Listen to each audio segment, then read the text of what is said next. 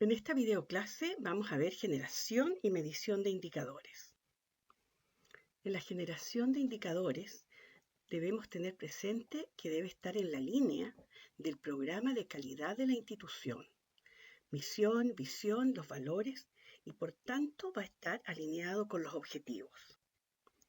En la línea del cumplimiento de metas y objetivos organizacionales, debemos entender que el objetivo de la evaluación de la calidad es determinar con qué grado de éxito se ha conseguido esto.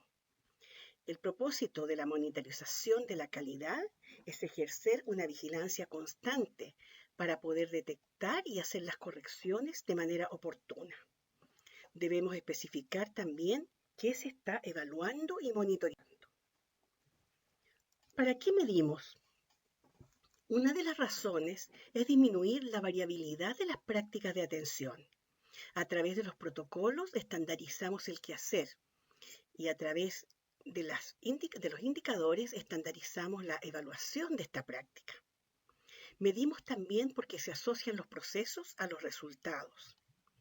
Para objetivar una observación, porque tenemos claridad de los criterios observados, evitando así las interpretaciones o los juicios, como por ejemplo el me parece, creo que está todo bien, está más o menos, algunos casos, casi todos, ¿ya? Entonces nos permite evaluar de manera objetiva. También medimos para identificar las áreas susceptibles a ser mejoradas. Podemos establecer qué parte del proceso está más débil. Por ejemplo, en un procedimiento puede ser una parte de una técnica o bien que no se esté registrando.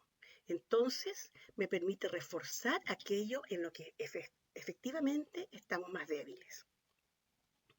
También medimos para incentivar los cambios y como parte de la mejora continua. ¿Ya? Esto lleva a un cambio de la cultura en la organización. ¿Por qué? Porque la ejecución de la práctica es lo que efectivamente nos da cuenta de la realidad que hay en la organización. La calidad entonces debe cuantificarse, aunque solo se pueda evaluar comparando con la atención en otro lugar o en otro tiempo o con una norma concreta. ¿Ya? Eso es contra un estándar. Y también tenemos una medición sistemática y planificada de la calidad que nos permite evaluar si se logran los niveles esperados e identificar la situación problema en que se debe intervenir. Veamos algunos conceptos. Podríamos decir que indicadores son instrumentos de medición que intentan objetivar en forma cuantitativa o cualitativa algún suceso. También considerar como variables que sirven para medir los cambios que se van produciendo dentro del tiempo en la organización. ¿Ya? También son instrumentos de evaluación que pueden determinar de manera directa o de manera indirecta las modificaciones. Por tanto, nos permite conocer el estado situacional de una condición. Considerar que simplemente los indicadores indican, porque nos dan señales sobre el comportamiento del proceso o el resultado en la institución. ¿Ya? ¿Cuál es su tendencia en el tiempo? ¿Qué tan cerca o lejos estamos de los niveles de cumplimiento que esperamos? Las normas para valorar la calidad de la atención de salud también se refieren generalmente a determinados atributos o características que son susceptibles de una expresión numérica, o también poder definirlas como presentes o ausentes. Es una expresión matemática también de uno o más criterios de evaluación, ¿cierto? Se mide o se evalúa uno o varios criterios. También una medición que describe una situación determinada, como decíamos antes, evaluando su comportamiento en el tiempo, su tendencia, ¿ya? Y constituye obviamente una fuente importantísima de información para la toma de decisiones. Los indicadores podríamos decir que se convierten en signos vitales. Su monitoreo continuo nos permite poder establecer las condiciones y también identificar los diversos síntomas que se derivan de un desarrollo normal de actividades. Veamos algunos atributos de un buen indicador.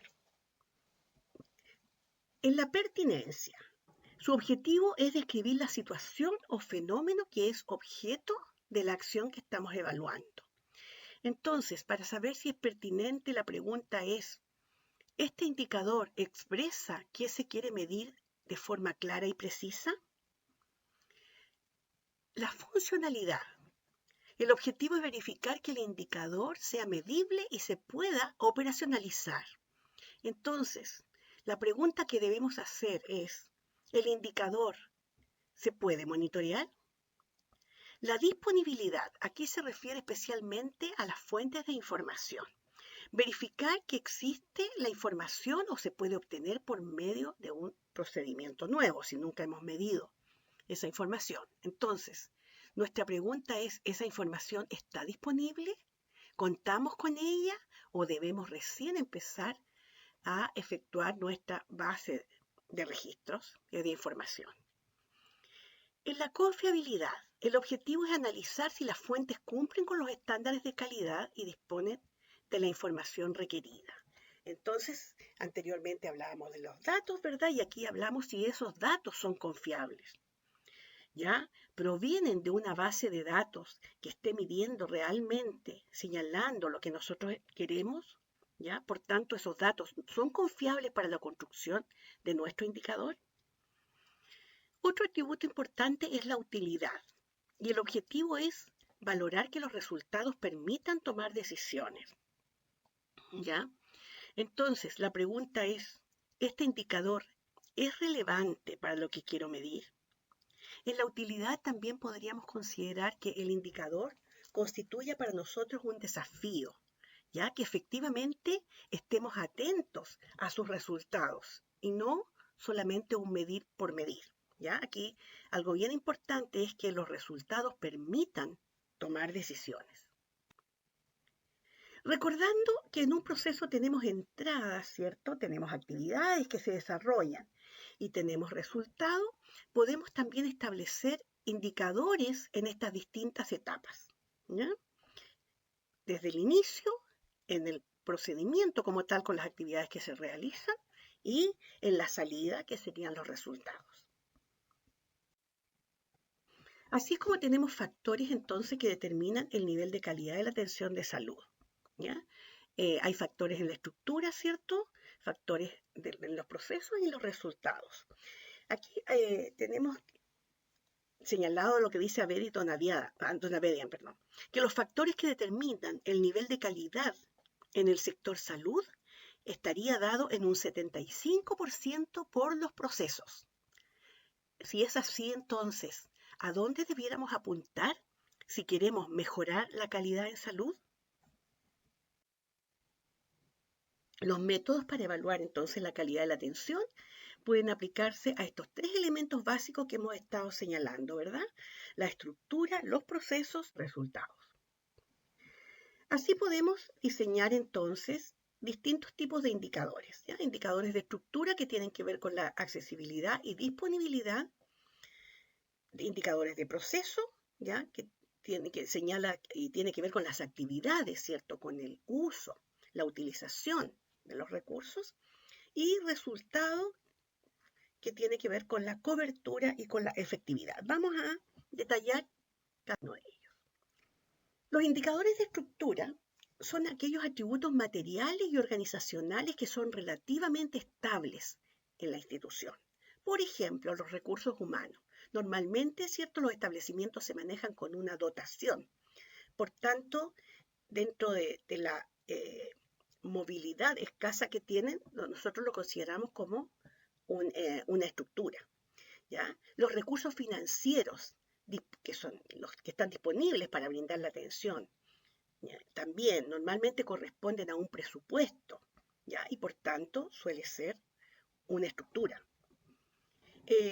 Tenemos también que estructurar decíamos la dotación, ¿cierto?, de recursos humanos, en establecimientos de atención cerrada, número de camas, ya en establecimientos en general, la infraestructura, ya los insumos, quizá un poco más flexible, pero igual responden, ¿cierto?, también muchas veces a un presupuesto que es definido, el equipamiento. Entonces, podríamos decir que los indicadores de estructura están muy relacionados con los recursos. Permiten también saber si los recursos están disponibles y están organizados. Y son los más básicos de los tres tipos, ¿ya? Porque por esto en general las organizaciones parten con los indicadores de estructura cuando se embarcan en procesos de calidad. Recuerden que están relacionados generalmente con los recursos. Los indicadores de proceso, que nos dan respuesta al cómo se realiza, ¿cierto? La actividad. Nos señala lo que el prestador realiza por el paciente y la forma en que esta prestación se relaciona con aquello que está definido como una buena práctica. En el proceso, ¿cierto?, se mide la posibilidad de que a una determinada población o grupo de usuarios les ocurra algo. Es decir, con un indicador de proceso podemos definir el riesgo que tienen los usuarios en una determinada institución. Miden también la efectividad de la atención y pueden afectar una o más actividades de un proceso, que puede ser tanto clínico como administrativo. Y generalmente estos indicadores son utilizados en actividades que son clave. Los indicadores de resultado nos miden el resultado final de un proceso, ¿ya? Pero no importa en este caso cómo se llevó a cabo, que es el indicador que veíamos anteriormente, cómo se realiza esa atención, sino que acá simplemente vemos el impacto, ¿ya? Si resultó o no. De alguna manera podríamos decir que estos indicadores permiten darnos cuenta rápidamente cómo se ha llevado a cabo el proceso involucrado, porque obviamente podríamos entender que si el proceso se realizó bien, el resultado fue positivo, ¿verdad? Y al revés también. Supuestamente están basados en indicadores de proceso y evalúan cambios positivos o no frente a la atención de salud recibida por una persona o una población. Y esto tiene que ver con lo que sale al principio, ¿verdad? Con el impacto de la atención entregada. Formas de expresar los indicadores, los más frecuentes, ¿ya? Las proporciones que tiene que ver con la proporción efectivamente de cumplimiento. Por ejemplo, un porcentaje de pacientes que están identificados de acuerdo al protocolo definido. Las tasas que nos reflejan la frecuencia de ocurrencia de un evento. Por ejemplo, podríamos decir acá una tasa de infección urinaria que está asociada al cateterismo vesical permanente y relacionada con el número de días, ¿cierto?, de uso de catéter. Los datos continuos que se expresan en la misma unidad de medida que el indicador. ¿Ya? Por ejemplo, tiempo promedio de espera para atención de pacientes. ¿Ya? Tiempo promedio de espera para una cirugía determinada. Estos son datos continuos. Y también una forma en que se expresan, ya en algunos casos son como valores óptimos, aceptables o insuficientes. ¿Ya? Y aquí como tenemos el ejemplo de un valor óptimo para algún indicador que podría ser mayor o igual al 90% y en algunos casos también puede ser en negativo, ya que esperamos que ocurra en bajísima frecuencia el evento, por lo tanto es al revés, ¿ya? Menos de 1%, no sé, o menos de 5%. Aceptable, ¿cierto?, cuando da un rango, y crítico cuando nos dice, ¿cierto?, que ya estamos en una situación muy compleja y que debemos rápidamente abordar. Cuando establecemos un indicador es importante también definir el umbral mínimo o el umbral esperado para considerar si tenemos o no un problema que se debe mejorar. Y esto es el umbral. Es el punto de referencia para comparar un resultado. Y ese umbral nos señala, ¿cierto?, desde qué nivel nosotros en nuestra organización consideramos que no hay problema de calidad y por tanto mantenemos, ¿cierto?, la forma de operar, o bien hay un problema de calidad y debemos hacer las modificaciones correspondientes o las mejoras. ¿Qué consideraciones son importantes para poder definir los umbrales? Primero, que estén involucrados los profesionales que están relacionados con el cumplimiento, o sea, con el proceso de ejecución, porque el equipo es el que puede decir, ¿cierto?, qué tan alto podemos poner un umbral. ¿Cuál es la situación local de la práctica? ¿Estamos muy alejados de lo que efectivamente esperamos?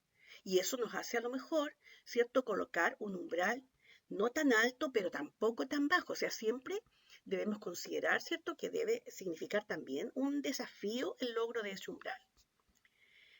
Consensuar el nivel deseado de mejora, evaluar en qué plazos nosotros consideramos que podemos alcanzar dicho resultado, ¿ya? Y también, obviamente, ¿cierto?, considerar las orientaciones de parte de los organismos reguladores. También consideraciones para definir los umbrales son la evidencia, ¿verdad?, los datos que existen al respecto, que estén orientados hacia una mejor práctica, que sean flexibles a través del tiempo, que estén establecidos también sobre una línea base, considerar cuáles son las barreras que tenemos para el logro y el grado de compromiso, ¿ya? Ahí estamos hablando del equipo, de la dirección, de la organización completa. ¿Con qué recursos contamos? ¿Cuáles son las prioridades locales? Y ahí estamos hablando de lo primero cuando entramos en la videoclase, ¿verdad? ¿Cuáles son los objetivos de la organización? ¿Cuál es la misión, la visión? ¿Ya? ¿Cuál es el cumplimiento que hay en contextos similares? Eso nos permite a nosotros, también nos orienta a una definición de un umbral porque tiene que ver con una práctica similar. Y obviamente, ¿cierto?, cuáles son los eventos graves donde no debiéramos permitirnos, ¿cierto?, que hubiera alguna falla. Por lo tanto, iría, ¿cierto?, a cumplimiento de 100%, o bien cuando decíamos en el otro ejemplo que nunca ocurra, ¿cierto?, ¿verdad?, cumplimiento 100% de las prácticas, o bien 0% que nunca ocurre el evento. Así llegamos a diseñar una ficha de indicador que debe tener algunos componentes que clarifican su especificidad y su medición, ¿ya? Y aquí están los elementos que los vamos a ir desarrollando a continuación. El título. El título debe representar la materia que está evaluando ese indicador. El propósito, cuál es el objetivo, el fundamento de desarrollar, ¿cierto?, y de establecer este indicador para su seguimiento y su monitoreo. ¿Qué tipo de indicadores? ¿Es de estructura, es de proceso o de resultado? Y la fórmula matemática, si tuviera numerador y denominador, ¿cierto? Numerador tiene que ver con los casos que están cumpliendo el atributo, partido por el total, que sería el denominador de los casos observados en esta evaluación.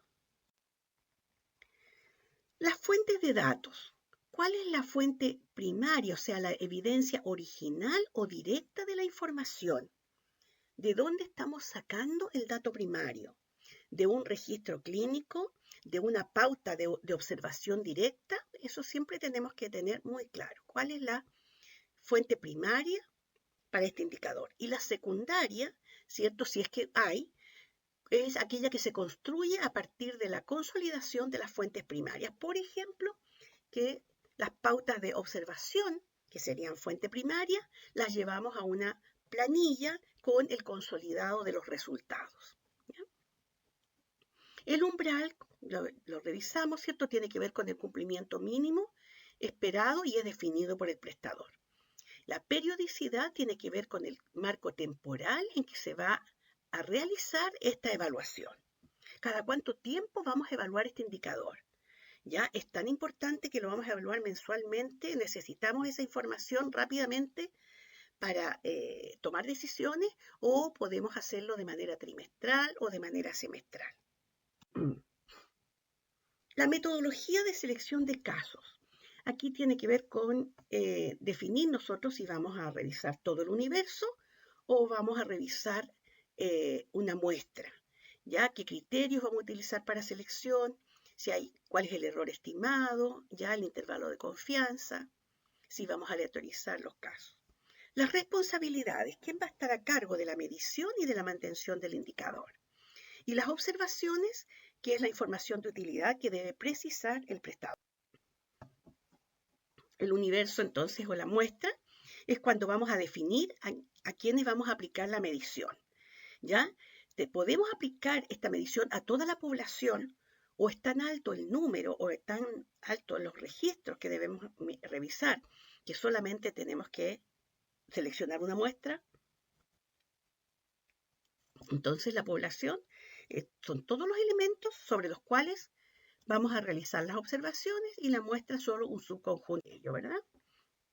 Algunos tipos de muestreo, como el probabilístico simple, donde cada elemento tiene la misma posibilidad de ser elegido, ¿cierto? El probabilístico sistemático, donde selecciona en forma aleatoria el primer elemento y luego se seleccionan los siguientes utilizando intervalos fijos. Y el estratificado, donde se define la población en segmentos que se estratifican y luego se selecciona en forma aleatoria de los distintos segmentos.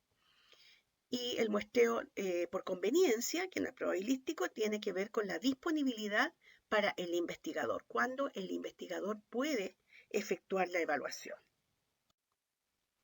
Y finalmente, y para terminar, ¿cierto? Tenemos dos herramientas para realizar una selección aleatoria, que son los casos, ¿cierto?, que vamos a evaluar. Y los más utilizados en este momento para fines de lo que es la calidad de salud y específicamente para temas de acreditación, es la función de Excel aleatorio, ya la función que está en el mismo Excel, y la utilización del randomizado también con la página, ¿cierto?, de Randomizer. Bien, muchas gracias y nos estamos viendo en clase.